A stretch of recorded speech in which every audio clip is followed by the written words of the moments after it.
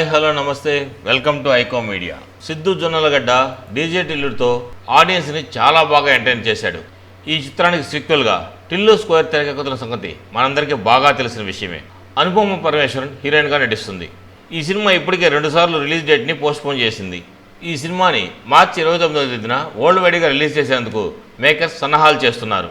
ఇప్పటికే రిలీజ్ అయిన glimpse trailers అన్ని జనాల్ని బాగా ఆకట్టుకున్నాయి. కానీ డేట్ పోస్ట్పోన్ అవడం వల్ల జనాల్లో హైప్ క్రియేట్ చేయడానికి హీరో జొన్నలగడ్డ సిద్ధార్థ్ బర్త్డే సందర్భంగా ఈరోజు కొత్త గ్లిమ్స్ని రిలీజ్ చేశారు. ప్లాన్ చేసి తీసినట్టుగానే సినిమాలో ఆల్రెడీ తీసిన ఆయన బర్త్డే సీక్వెన్స్ని ఇందులో యాడ్ చేశారు. పార్ట్ 1కి లింక్ పెడుతూ పార్ట్ 2లో ఉన్న స్టోరీని రన్ చేశారు. పార్ట్ 1 చూడని వాళ్ళ సంగతి ఏమో కానీ పార్ట్ 1 చూసిన వాళ్ళకు మాత్రం ఇది చాలా ఫన్నీగా అనిపిస్తుంది.